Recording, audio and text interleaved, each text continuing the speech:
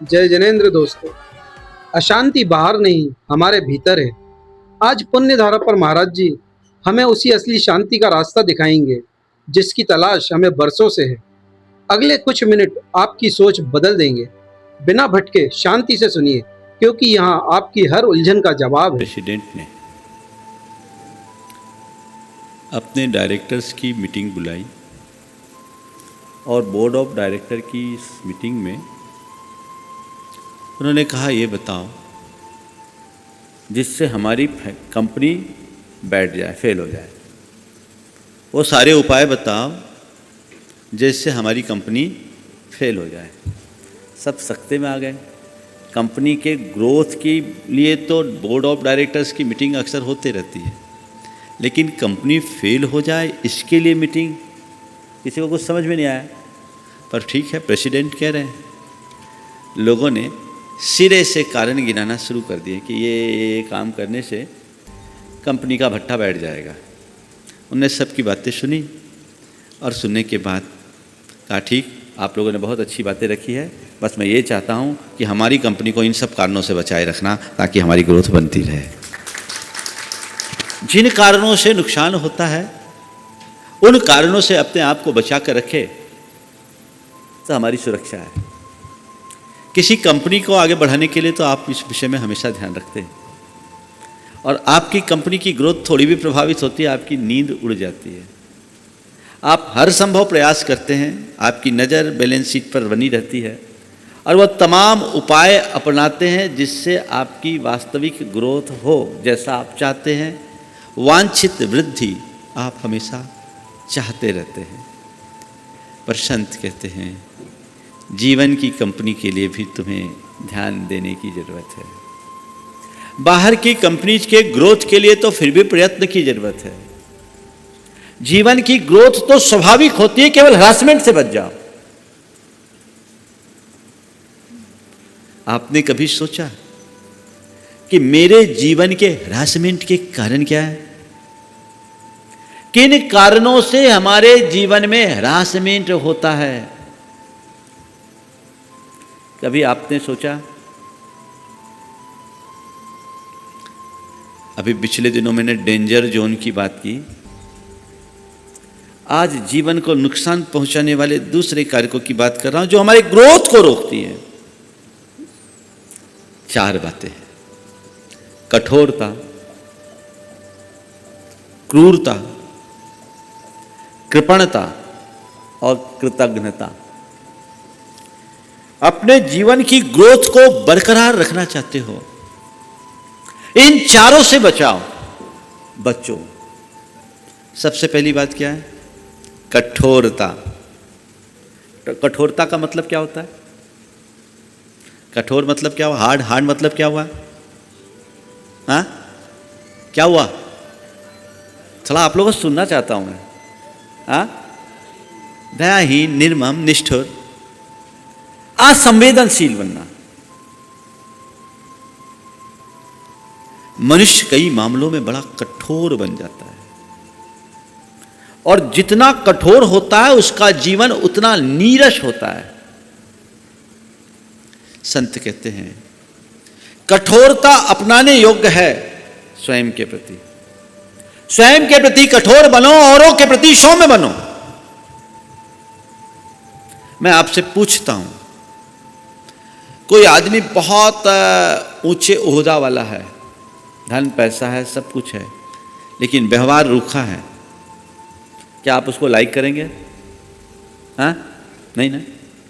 और कोई व्यक्ति एकदम सामान्य है पर बड़ा मिलनसार, सौम्य है, आपके मन में उसके प्रति क्या इमेज बनेगी? हाँ, अच्छी बनेगी। आपके बीच मैंने कहा ये आदमी बड़ा कठोर है, तो आप कहोगे थर्ड क्लास घटिया आदमी। और मैंने कहा ये बड़े सौम्य और भद्र आदमी, तो आप क्या सोचोगे? महाराज कह रहे हैं वाकई में ये आदमी बड़ा बहुत ही अच्छा आदमी होगा, जेनरस होगा, उदार होगा, सरल चित्त होगा। कहने का तात्पर्य केवल यह है कि कठोरता कहीं स्वीकार्य नहीं होती और सौम्य को हर कोई अपनाने की कोशिश करता है। कठोरता के हटते ही सौम्यता आ जाती है, उसके लिए लाना नहीं पड़ता। हमने अपने आप को कठोर बना लिया, और हमारी कठोरता कहाँ कहाँ है? चार जगह हमारी कठोरता है, चार जगह हमारी कठोरता है। हमारे शब्दों में कठोरता, वाणी में कठोरता, हमारे व्यवहार में कठोरता, हमारे विचार में कठोरता और आपसी संबंधों में कठोरता।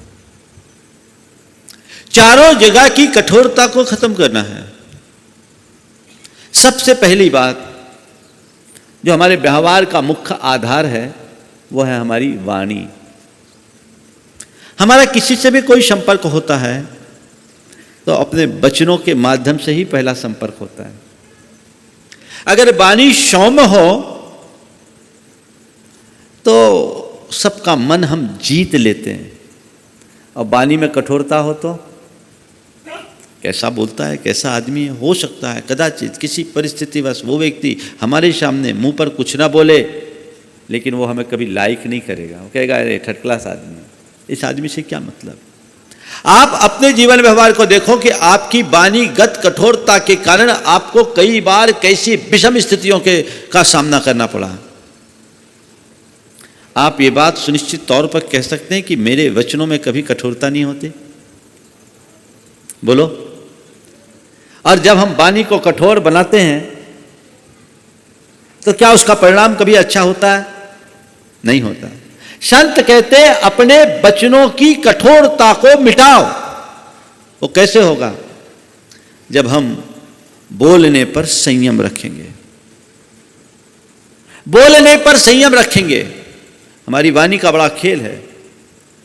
अगर हम सौम्य शब्दों में किसी से बोल देते हैं तो तुरंत सामने वाले को बहुत अच्छा लगता है। कटु शब्दों में बोलते हैं तो गड़बड़ होता है।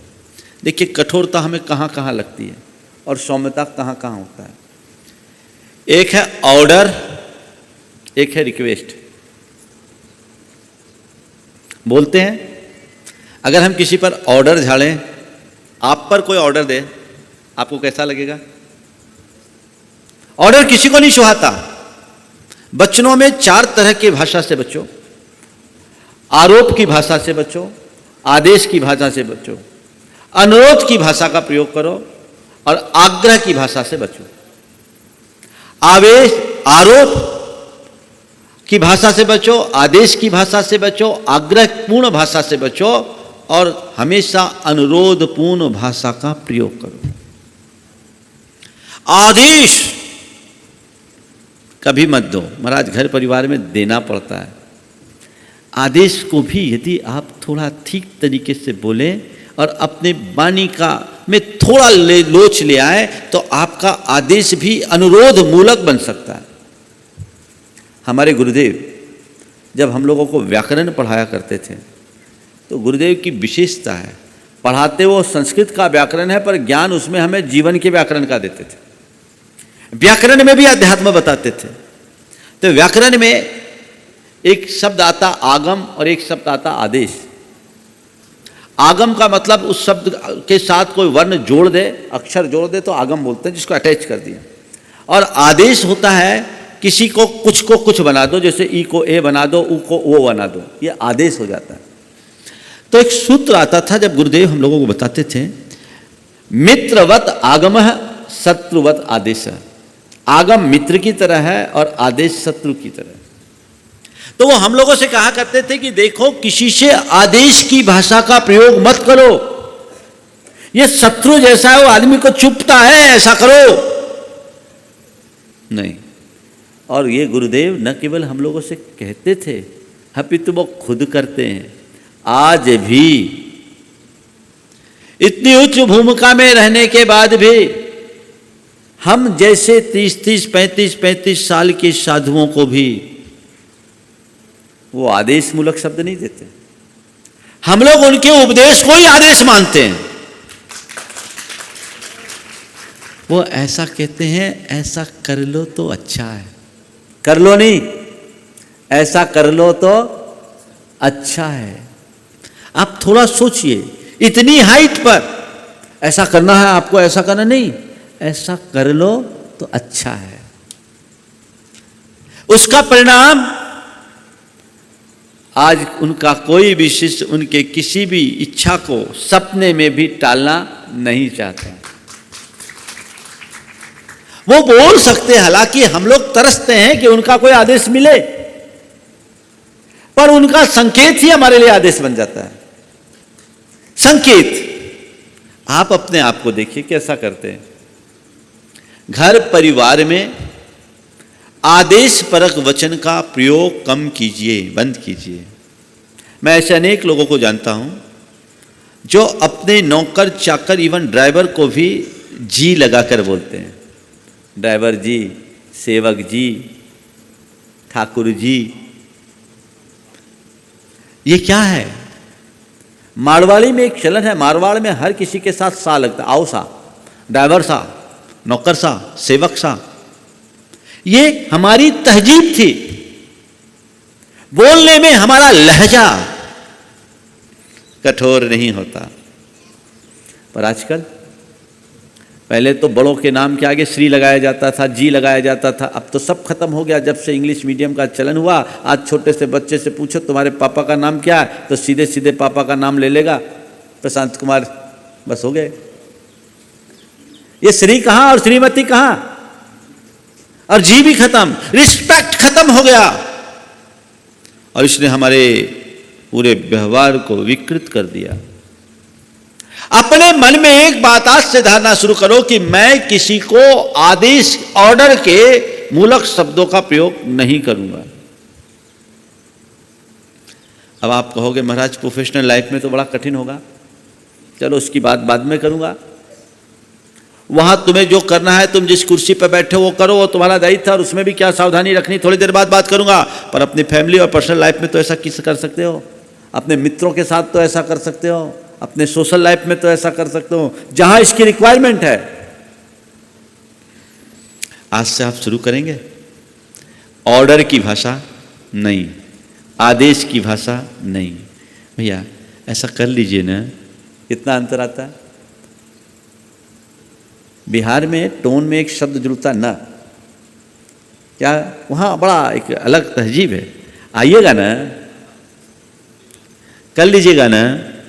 अब वो क्या है, सुनने में वो हृदय ग्राह्य हो जाता है। बस यही मनुष्य को सीखना है जो उसके व्यक्तित्व को प्रभावी बनाता है, निखारता है। इससे आप पापों से भी बच सकते हैं। ऐसा कीजिए, ऐसा करिए, ऐसे शब्दों का प्रयोग करने से यथासंभव बचिए। लहजा बदलना चाहिए, थोड़े थोड़े में अंतर हो जाता है। अगर हमारी वचनों में लोच हो तो कहीं कोई कठिनाई नहीं। ये सौम्यता का एक आधार है। तो पहली बात, कैसे शब्दों का प्रयोग करना है, आदेश परक शब्दों से हमें बचना है। दूसरा, आरोप की भाषा।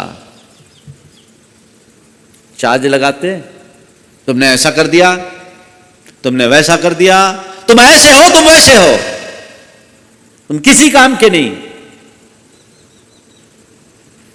बताओ ये चुभते हैं कि नहीं ये वचन? हाँ, आप पर कोई आरोप लगाए, आपको अच्छा लगेगा? अब महाराज कोई गलती करे तो उसे न डांटें, उसका एक तरीका है। आरोप में प्रायः आलोचना होती है, क्रिटिसाइज होता है, वो व्यक्ति को चुभता है। किसी भी व्यक्ति पर कोई चार्ज लगा दो तो उसको पीड़ा होती है, उसके मर्म का घात होता है। उसकी जगह मैं अक्सर बताता हूं, क्रिटिसाइज न करके क्रिटिगाइड करें। क्या करें? क्रिटिसाइज न करके क्रिटिगाइड करें। किसी ने कोई गलती किया, उस पर आपने सीधे इल्जाम लगा दिया, आरोप लगा दिया, तुम ये कर रहे हो, या तुम हमारे नहीं सुनते, तुम कोई काम नहीं करते, तुम लेजी हो, तुम जिम्मेदार नहीं हो, तुम्हारे पास कोई जवाबदारी नहीं है, तुमसे कुछ नहीं हो सकता, तुम तो हमारे सुनते ही नहीं। पता नहीं इस तरह की भाषा आप लोग कहां कहां कितने प्रकार से करते हो कि नहीं करते हो? ये बताओ, ज्यादातर आपकी भाषा में आरोप आता है कि नहीं आता? एक दूसरे के ऊपर आरोप, और जब आरोप होता है तो क्या होता है? प्रत्यारोप। आरोप के बाद प्रत्यारोप, और आरोप प्रत्यारोप के बाद तनातनी। यही होता है ना? अरे भाई, ऐसी जगह अगर किसी से कोई गलती हो गई, या किसी ने कोई काम को नहीं किया, कोई कमी कर दी, तो उसको करने का दूसरा तरीका भी है। उस व्यक्ति पर आरोप लगाने की जगह थोड़ा दूसरे तरीके से भी बात की जा सकती है। मैं एक व्यक्ति की बात आपसे कहता हूं। उसका नौकर थोड़ा लेजी था, नौकर लेजी था और डिपेंड था वो नौकर पर। अब वो नौकर को एक दो बार अकेले में बुला के समझाया भी, पर नौकर हर अपने आदत के अनुसार आलस करे सो आलस करे। एक बार उसके कुछ मित्र आए हुए थे और मित्रों के सामने जब चाय आने की बात हुई तो चाय लाने में जिसमें 3-4 मिनट लगने चाहिए वो 10 मिनट लगा दिया। लोग वेट कर रहे, भैया क्या बात हो गई, क्या बात हो गई, इतना विलम्ब क्यों, इतना विलम्ब क्यों। लोगों को आकुलता हुई। उन्होंने क्या कहा, नौकर जब चाय लेकर के आया तो लोगों को समझाते हुए कहा कि ये बहुत बढ़िया स्टाइल से काम करता है, इसके काम करने का तरीका अलग है, एक एक चीज़ को खूब छानबीन करके बनाता है, इसलिए थोड़ा टाइम ज़्यादा लगता है। टाइम ज़्यादा लगता है पर स्वाद बहुत अच्छा है, टेस्ट बहुत अच्छा होता है। नौकर से ये नहीं कहा कि तुम बहुत ढीले हो, नौकर से ये कह दिया कि तुम्हारे में टाइम ज़्यादा लगता है, उसका एहसास तो उसे करा दिया। आप भी सामने वाले को उसकी गलती का एहसास करा सकते हो। एक बहन जी मेरे संपर्क में हैं, उनकी बहू खाना बनाने में उतनी टंच नहीं थी। प्राय आजकल की बच्चियां जो होती उतना एक्सपर्ट नहीं होती, सीखना चाहती थी, सीख नहीं पा रही थी धीरे धीरे। तो वो क्या करती, उसको ये कभी नहीं कही कि तुम खाना नहीं बनाना जानती, वो हमेशा उसे इनकरेज करती थी कि तुम खाना तो बहुत अच्छे बनाती हो। और जब वो लगे, उससे खासकर रोटी बेलते नहीं बनता था, तो वो क्या करती थी, उसके साथ खुद जुड़ जाती थी और कहती थी बेटे देख इस तरीके से बेलो ना, फटाफट हो जाएगा, देखो मैं कर रही हूँ, जैसे फटाफट मैं कर रही हूँ, करो करो बहुत जल्दी, तुम फास्ट करते हो। तो उसका नतीजा ये निकला कि बहू के मन में काम करने का इंटरेस्ट बढ़ गया, अपनी सासू के प्रति दृष्टिकोण बदल गया और आज वो पूरी तरह टंच हो गई। और दूसरी तरफ अगर जो यूजुअली होता है तो उससे तो कुछ बनता नहीं, तेरी मम्मी ने कुछ सिखाया ही नहीं तो किसी काम की नहीं। अब और क्या होता है सामने ये, और जुड़ कौन रही है, उसकी मम्मी, उसके पिता, उसकी 7 पीढ़ी जो अभी यहाँ उपस्थित नहीं है, उनका क्या लेना देना भाई। इसको बोलते हैं मर्मघाती वचन। ये एक प्रकार की हिंसा है। अगर कोई व्यक्ति आपकी इंसल्ट करे आप फिर भी बचा लेंगे, आपके ऊपर कोई आरोप लगाए आप उसे सह लेंगे, लेकिन आपके बाप दादा को घसीट ले तो नहीं होगा। तो ये जो चीजें, इनसे बचना चाहिए। आरोप की भाषा से बचिए, सिद्धांत बनाइए। मुझे आरोप नहीं लगाना, आरोप की भाषा से यथासंभव बचना है। सामने वाला गलती कर रहा है, गलती को नोटिस में लेना है और उस गलती की पुनरावृत्ति ना हो इसकी सावधानी भी रखना है, लेकिन आरोप की भाषा से बचते हुए उसे गलती का एहसास करा देना है। यही हमारी कुशलता है। आग्रह, जिद, जो मैंने कह दिया वही होना, तुमको करना पड़ेगा। कई बार होता है, यह आग्रह की भाषा भी बंद करना चाहिए। एक बड़ा धार्मिक परिवार था, परिवार पूरा का पूरा बड़ा धार्मिक, लेकिन उनका एक 18 साल का बेटा था, वो कभी मंदिर जाना भी पसंद नहीं करता था। घर भर के लोग दुखी थे, लोग सोचते थे कौन सा पापी हमारे घर में आ गया, सब मंदिर जाते हैं, सब कुछ करते हैं, कभी आता ही नहीं। संयोगतः एक बार आहार हुआ और वो लड़का आहार में देख रहा था, आहार देख रहा था। आहार पूरा हुआ, मैंने उसे अपना कमंडल पकड़ा दिया। अब उसको तो आना ही पड़ा। आकर के बैठा नहीं कि घर भर के लोग एकदम से टूट पड़े, महाराज इसको बोलिए मंदिर आएगा, मंदिर आएगा, कुछ नहीं करता। मैंने सबकी बातें शांति से सुनी और उसके बाद जब सब चले गए उसको रोका। मैंने उससे पूछा भैया क्या बात है, तुम मंदिर वंदिर क्यों नहीं आते? बोले महाराज घर भर के सब लोग मेरे पीछे पड़ गए इसलिए मैं मंदिर नहीं आता। घर भर के सब लोग मेरे पीछे पड़ गए इसलिए मैं मंदिर नहीं आता। मैंने कहा क्या मतलब? महाराज सुबह होता नहीं सब प्रवचन सुनाना शुरू कर देते, आप तो एक बार प्रवचन देते, हमको दिन भर प्रवचन सुनना पड़ता है। ये कैसा पापी है, ये नरक जाएगा, ये सुनता ही नहीं है, ये अधर्मी है, तुझे मंदिर जाना चाहिए, तेरे कर्म फूटे हैं। महाराज कितना सुनूं? तो मैंने तय कर लिया, आप तुम जितना बोलोगे मैं उतना दूर भागूंगा। फिर मैंने उसे समझाया, मेरी बात का असर पड़ा। उसके अंदर श्रद्धा तो थी, ऐसी बात नहीं है, लेकिन क्या हुआ, वो इन कारणों से थोड़ा सा चिढ़ गया। मैं आपसे कहता हूं धर्म करने का भी अनुरोध करो, धर्म का आग्रह मत करो। वहां भी बेटा मंदिर चले जा, ये तो ठीक, तो जहां मंदिर तेरे को जाना ही पड़ेगा। नहीं जाएगा वो। छोटे बच्चे 10 साल तक तो चले जाते, 12 साल तक तो फिर भी चले जाते, फिर थोड़े बड़े होते कि ठीक हम नहीं जाएंगे, आपका कुछ नहीं होता। उसकी जगह आपको धर्म का आग्रह करने की जगह धर्म की भावना जगाने की कोशिश करो, संस्कार जगाने की कोशिश करो, और तुम्हें देखकर वो इतना सीख जाए कि उसे बताने की भी जरूरत न पड़े, तो जीवन में बदलाव आता है। मैं कह रहा हूं आग्रह मूलक वचनों का प्रयोग कहीं मत करो। मैं धर्म के भी आग्रह से बचना की बात कर रहा हूं, तो दूसरे आग्रह की बात तो आप समझ लीजिए। हमेशा सामने वाले की भाव दशा को भांपते हुए अपने शब्दों का प्रयोग कीजिए। अगर वो आपकी बात को मानने की मानसिकता में है तब तो आप उससे कुछ कहिए, और ऐसा लगता है कि ये मेरी बात को मानने वाला नहीं है, मैं कितना भी दबाव डालूं, प्रभाव डालूं, ये सुनेगा नहीं, तो उससे बोलकर अपना समय खराब करने में कोई लाभ नहीं है, क्योंकि उससे आपके संबंध बिगड़ेंगे, बनेंगे नहीं। कुछ भी हो, ऐसी स्थिति हो, हमें आग्रह करना नहीं, भैया कर लो ना, आपको करना ही पड़ेगा, या आपको लेना ही पड़ेगा, इसके बिना हो नहीं सकता। तो जहां आग्रह हुआ वहां झगड़ा हुआ।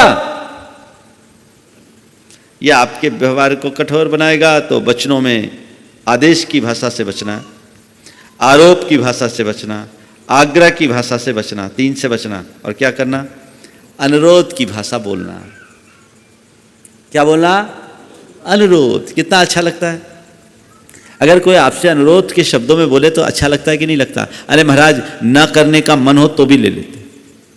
आप भोजन करने बैठे देखिए, कई बार भोजन में भी आग्रह भी होता है और आरोध भी, लेना पड़ेगा, तो लेने की इच्छा हो तो भी नहीं हो, नहीं ले लीजिए ना, एक पीस लीजिए ना, तो अनिच्छा होने पर भी ले लेते हैं। अनुरोध सभी को सुहाता है, निवेदन सबको अच्छा लगता है, आदेश कभी किसी को अच्छा नहीं लगता, आरोप कहीं किसी को पसंद नहीं होता, आग्रह हर कोई पसंद नहीं कर पाता। तो ये चीजें जीवन की एक बहुत बड़ी सच्चाई है। इसे ध्यान में रखते हुए यदि हम अपने जीवन के क्रम को आगे बढ़ाते हैं तो अपने जीवन व्यवहार में एक अलग प्रकार का रस प्रकटा सकते हैं। वो कोशिश हमारी होनी चाहिए। अब सवाल है, महाराज अपने प्रोफेशनल लाइफ में क्या करें? ऑर्डर तो देना ही पड़ता है, और ऑर्डर के पालन न होने पर हमें सख्त कदम भी उठाना पड़ता है। देखिए, वहाँ और यहाँ में बड़ा अंतर है। वो आपका प्रोफेशन है, और उस समय आप जिस पद पर बैठे हो उसके गौरव और गरिमा को बनाए रखना आपकी जिम्मेदारी ही नहीं, दायित्व है। आपको उसको निभाना है जिसके लिए आप वहां बैठे हैं, जिसके लिए आपको बिठाया गया है। वहां आप सख्त रहिए, लेकिन अंदर हाथ संभाल के बाहर मारे चोट। आजकल तो आप लोगों को भी ये बड़े बड़े कारपोरेट हाउसेस में जो आते हैं मोटिवेटर्स, वो समझाते हैं कि प्रशांत जी इस तरह के कोर्स कराते हैं ना, टीम भावना पैदा करो, बोलते हैं लीडरशिप को डेवलप करने के लिए हर व्यक्ति को इनकरेज करो, उसका 100% मिल सके ऐसा प्रयास करो, यही सब बातें तो आप बताते हैं। तो वहां पर भी एक सख्त प्रशासक वो नहीं है जिसका व्यवहार बेरुखा है। एक सख्त प्रशासक वो है जो सबको अपने साथ लेकर टीम भावना बनाकर अपने काम को अंजाम दे और अपने लक्ष्य को प्राप्त कर सके। ये व्यवहार होना चाहिए। तो वाणी में कठोरता से बचने के लिए 3 प्रकार के शब्दों से बचो, और 4थे प्रकार की भाषा का प्रयोग करो, अनुरोध का। दूसरा है अपने विचारों में कठोरता न लाएं। नकारात्मक विचार हमारे वैचारिक कठोरता का प्रतीक है, उनसे अपने आप को बचाइए। नकारात्मक विचारों से अपने आप को यथासंभव बचाने की कोशिश कीजिए। जब भी मन में दुर्भाव या दुर्विचार आते हैं, उससे अपने चित्त को डाइवर्ट करने की कोशिश कीजिए। और व्यवहार में कठोरता ये बहुत खतरनाक है। कभी कोई मिला और हम उससे बेरुखी से पेश आए, ये अच्छी बात नहीं है। व्यवहारिक कठोरता एक प्रकार की हिंसा है। मिलनसार बनिए, घुल मिल करके जिए, लोगों की कदर करना सीखिए, गुणियों को आदर देना सीखिए, अच्छे लोगों की प्रशंसा करना सीखिए। ये हमारे व्यवहार की विनम्रता का प्रतीक है। इसकी जगह केवल अपनी डींग हाँको, अपने मुंह मियाँ मिट्ठी बनो, केवल अपनी प्रशंसा सुनना चाहो, औरों के साथ बेरुखी से पेश आओ, कहीं किसी को कदर ना करो, तो तुम्हें कौन कदर देगा? यह व्यवहारगत कठोरता है, इनसे बचिए। इनसे बचोगे तो जीवन आगे बढ़ेगा। यह विनम्रता के लिए आवश्यकता है। विनम्र बनो। जितने आप कठोर बनोगे आपका जीवन उतना कमजोर होगा। देखिए हमारा व्यवहार कैसा होना चाहिए। पानी और बर्फ में अंतर देखा है? पानी को किसी भी बर्तन में डालो वो समा जाता है, और बर्फ को क्या करना पड़ता है? उसको कूचना पड़ता है ना? जब बर्फ को कूचते हैं, उसके टुकड़े होते हैं, तब वो एडजस्ट हो पाता है। विनम्र व्यक्ति सब में एडजस्ट हो जाता है और कठोर व्यक्ति कहीं नहीं रह पाता। बंधुओं, मैंने देखा है, मेरे संपर्क में एक से एक लोग आए। आज ऐसे अनेक लोग हैं जो समृद्धि के शिखर पर बैठे हैं, पर डाउन टू अर्थ है।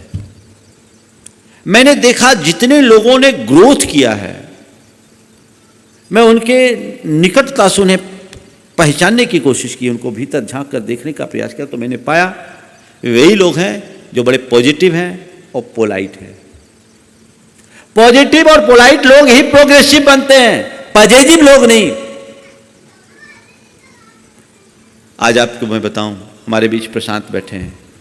प्रशांत भाई थोड़ा सा एक बार खड़े हो जाओ, दिखा भाई प्रशांत जी को जल्दी से। ये प्रशांत जी हैं। ये पहली बार मेरे पास आए, लेकिन मैंने इनके व्यवहार को देखा तो इसके व्यक्तित्व की एक अच्छी छाप मेरे मन पे पड़ी। मैं इन्हें इसलिए खड़ा नहीं किया कि एक बहुत बड़ी कंपनी के ये चीफ हैं। मैंने इन्हें इसलिए खड़ा किया कि इतने उच्च पद पर रहने के बाद भी ये बड़े विनम्र, शालीन और सादगी प्रिय व्यक्तित्व है। लोग प्रेरणा ले। कल मैंने आपको बताया था, ये म्यूचुअल फंड, HDFC के म्यूचुअल फंड के चीफ इन्वेस्टमेंट ऑफिसर है और 19 वर्षों से लगातार इस पोस्ट पर है। और आप सब सुनकर ताज्जुब करेंगे कितने लाख करोड़ का पोर्टफोलियो है, पता है? हमारे समाज की एक बहुत बड़ी हस्ती है। मैं फिगर अपने मुंह से नहीं बोलना चाहता, नहीं तो आप लोग परेशान कर दोगे उनको। लेकिन इतने उच्च पद पे रहने के बाद डाउन टू अर्थ आपको देखकर लगेगा यह है मनुष्य की पहचान। और ऐसे व्यक्ति की अमिट छाप पड़ती है, और जो केवल ऊपर के ठटपट में ही लगे रहते हैं उसका असर नहीं पड़ता। बंधुओं, एक बात मैंने देखी, इस स्थिति में भी अपने माता पिता को सम्मान। मैंने कुछ कल थोड़ी सी कोई चर्चा आई, मेरे पिताजी करेंगे। समिति ने इनका सम्मान करना चाहा, नहीं, मेरे पिताजी का सम्मान। ये काम कुछ करना है, पिताजी से करके करूंगा। यह है एक सुपुत्र की पहचान। आजकल तो ऐसे को भी मैंने देखा है जो थोड़ा पैसा क्या पा लेते हैं, अपने माँ बाप के प्रति भी कठोर बन जाते हैं। कठोर बन जाते हैं, उन्हें कुछ बताते ही नहीं है। दुनिया को उनकी बातें मालूम, उनको पता नहीं। ये सीखिए, जीवन में यही काम किए। यहां उपस्थित युवकों से भी मैं कहना चाहता हूं, जीवन की मूलभूत पूंजी यही है।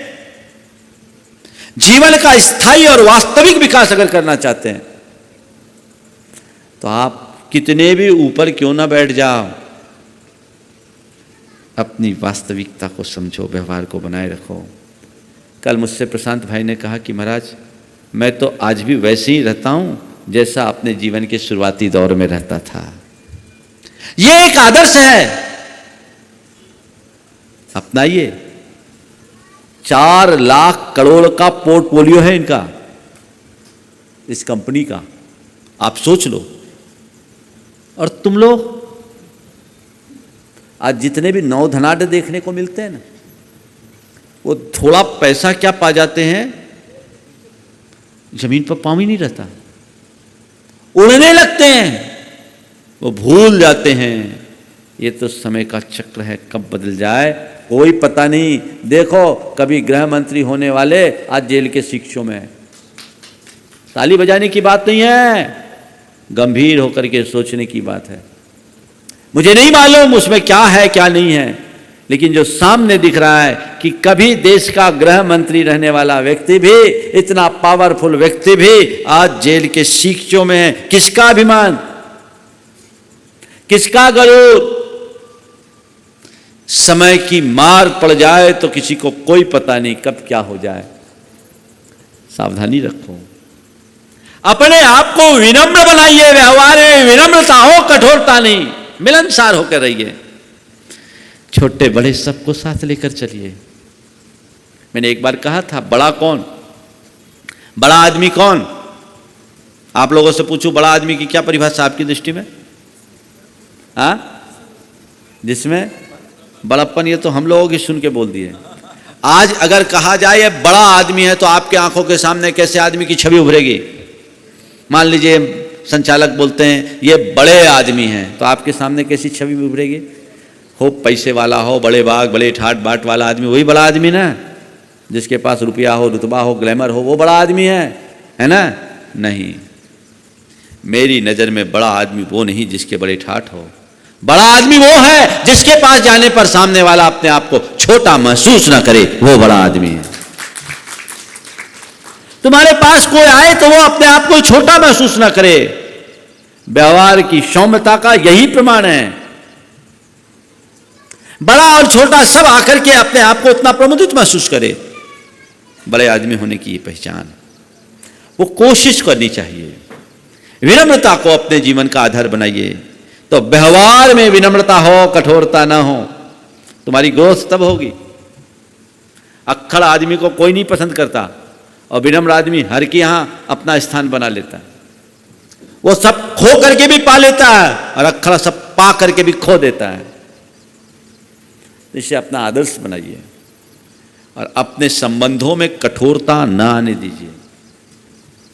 आपसी संबंध है, बीच बात बात में ईगो आड़े आता है, एक दूसरे के प्रति कठोर बन जाते हैं, उनके साथ अपना व्यवहार बिगाड़ लेते हैं। बेरुखीपूर्ण व्यवहार होता है, शब्द भी कठोर, व्यवहार भी कठोर, संबंध कठोर हो जाते हैं। कठोरता के परिणाम स्वरूप कटुता आ जाती है, एक दूसरे के साथ रह करके भी एक दूसरे से काफ़ी दूर हो जाते हैं।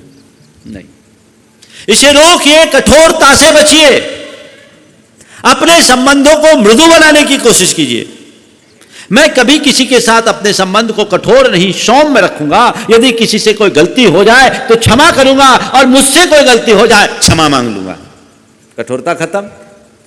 कठोरता कब आती है? जब गांठ बन जाती है। और देखिए, गांठ बनते ही ग्रोथ रुकती है।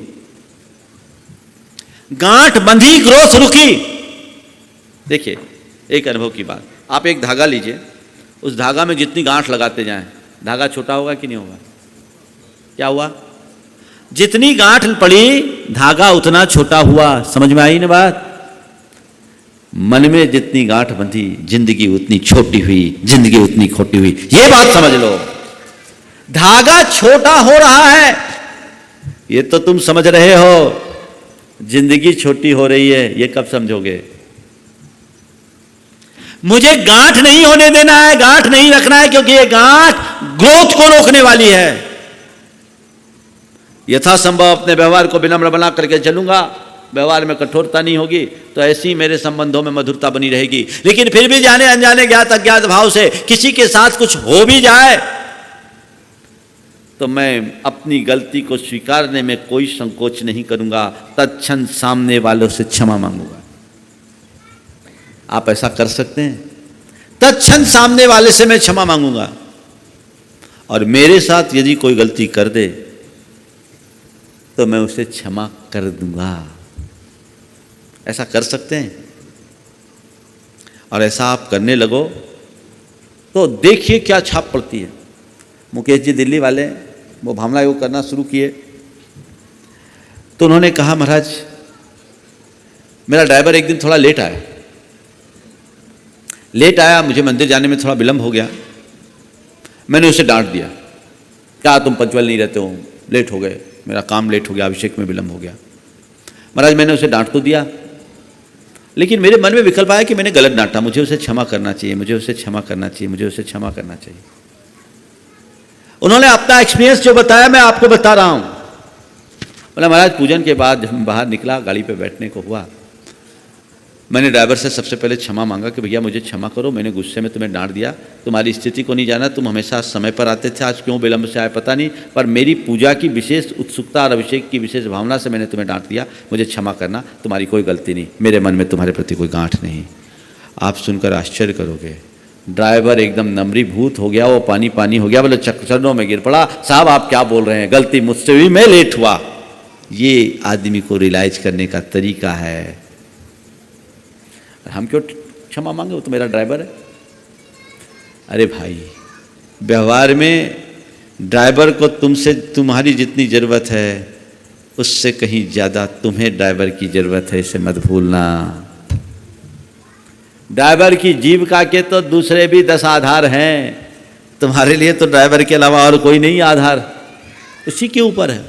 सब एक दूसरे के साथ जुड़े हुए हैं, इसलिए अपने संबंधों की मधुरता को बना करके रखना चाहिए। कोशिश करो कोई गलती ना करें, और गलती हो जाए तो क्षमा मांगने में कोई संकोच ना करें, और तुम्हारे प्रति किसी से कोई गलती हो जाए तो अपने हृदय को विशाल बनाते हुए, हृदय की विशालता का परिचय देते हुए तत्क्षण उसे क्षमा कर डालो। देखो जीवन कितना मधुर बनता है और हम अपने जीवन को आगे बढ़ा सकते हैं। तो जीवन की ग्रोथ को बढ़ाने के लिए आज पहला सूत्र कठोरता का है, उससे हमें अपने आप को बचाना है। इन 4 प्रकार के कठोरता से अपने आप को बचाना है, शब्दों के कठोरता से, विचारों के कठोरता से, व्यवहार में कठोरता और संबंधों में कठोरता ना आए तो हम अपना जीवन ऊंचा उठाएंगे।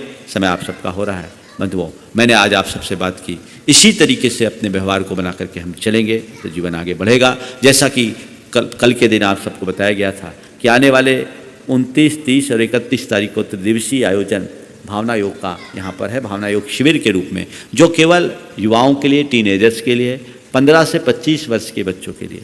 आप अगर चाहते हैं कि मेरे बच्चों का भविष्य संस्कारित हो, बच्चे अपने जीवन को मर्यादा के साथ बिता सके, संस्कार के साथ बिता सके, अपने जीवन को ठीक तरीके से समझ सके, तो आपकी ये जवाबदेही है इस कार्यक्रम में अपने बच्चों को यथाशीघ्र उनका पंजीयन कराएं। स्थान इनके पास सीमित है, इसलिए यथाशीघ्र आप कराएं। सारी व्यवस्थाएं इन्होंने ऑनलाइन कर रखी है ताकि आप एक अच्छी शुरुआत करा सकें। इन 3 दिनों के कार्यक्रम में मैं बच्चों को भावना योग कराने के साथ अलग से उनका एक वर्कशॉप भी होगा और एक अंतर यात्रा होगी। वो अंतर यात्रा एक ऐसी यात्रा होती है जो हम हर बच्चे के जीवन को बदल देगी। तो वो बहुत अच्छा कार्यक्रम है जो उनके जीवन का एक टर्निंग पॉइंट बने, जिसकी आज उसकी उन्हें बहुत आवश्यकता है। तो इस वर्ष की दिवाली गुरु चरणों में मैंने ऐसी भावना आप सब बनाएं और भावना योग को सफल बनाएं। प्रशांत जी को मैं आशीर्वाद देता हूँ कि अपने संस्कार को ऐसे ही सुरक्षित रखें और धर्म के क्षेत्र में इसी तरह आगे बढ़ते रहें। आज ये अच्छे से जुड़े हैं, ये जुड़ाव बढ़े, संयम के पथ पर भी लगे और जैसे आज अपने प्रोफेशनल लाइफ में ऊंचाई को छुए हैं, पर्सनल लाइफ में भी चरम ऊंचाई को छू सके और समाज में अपना स्थान बना सके। मैं ये आशीर्वाद देता हूँ। बोलिए परम पूज्य आचार्य गुरुवर श्री विद्यासागर जी महाराज।